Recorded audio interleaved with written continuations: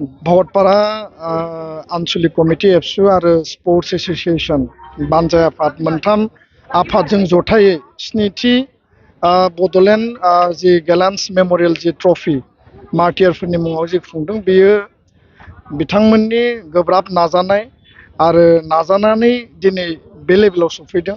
खारन भकतपाराया मोनसे खोब माने कनफ्लिक्ट आरो दाङाबाजिजों नाख्रेबजानानै चेलेन्ज मोनसे जुजिनानै थांना थानाय मोनसे बे दखरा बा बे ओनसोल। खारन गोबां गुबुन हारि माहारि दङ, गोबां माखासे बारहुंखा सारअन्थाइ माखासे थासारि थांबाय, खिन्थु दिनै मोनसे पिसफुल बा शान्तिनि बे एनभाइरनमेन्टनि समाव बिथांमोना जि इनिसिएटिभ लादों, मुंख्लंफोरनि बावसोमनाय जाय बिर जोहोलाव जोहोलावजो जायफोरखौ जों माहारिनि हिर' होननानै बुङो, भारतनि स्वाधीनता संग्रामाव जायफोरा शहीद जादों, बिथांमोनखौ भारत हादरा राष्ट्रआ जेब्लाबो सन्मान होयो।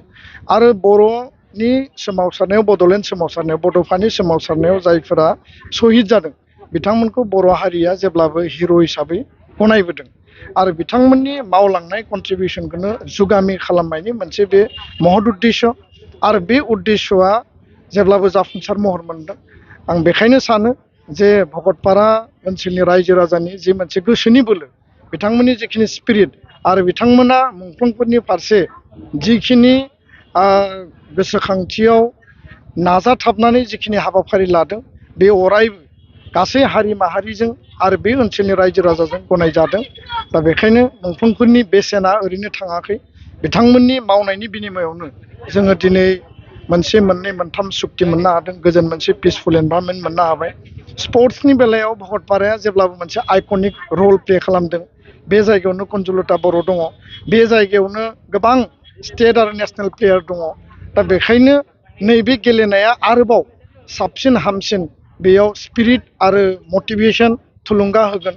आं सानो जे बेनि गेजेरजों खौसेथि, गोरोबलायनाय, अनलायनायाथ' मोनसे दिग थाबाय, आरो स्पर्ट्सआ जाबाय ओरैबायदि मोनसे प्लेग्राउन्ड जेराव खुनु हिंसा हिंसि, खुनु एना एनि बेयाव थाया।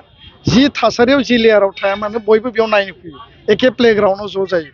फारसेथिं भकतपारा ओनसोलनि जि मोनसे बर' माहारिनि थामोनथा रैखाथि, बेखौ माने बिथा खालामनानै रायजो जानाय माहारिखौ रैखाथि होनाय, बे आरो साबसिन मजबुत जागोन। दिनैनि गेलेनायावहाय दिनैथ' गिबि जागायनाय माने हाबाफारि, आरो बेयाव जुदि नायनो थाङोब्ला जे रायजो राजानि जिखिनि लोब लोब बाहागो लानाय, आं गोबां गेम नायदों।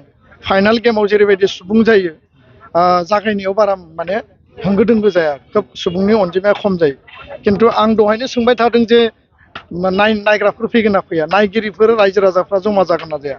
राइट टाइमाव जेला खेलाया रिफारिया माने दामबाय, बे समाव सोरगिदिं गासैथिंबो दिनै बेयाव सुबुंनि मोनसे बाना। आरो बिनिफ्रायनो जों हमना लानो हायो जे बे मार्टियार्स गेलेन्स मोनसे मेम'रियेल जि ट्रफि, बेखौ बयबो बजबनानै लादों। आरो बेखौ बयबो नेनानै थायो।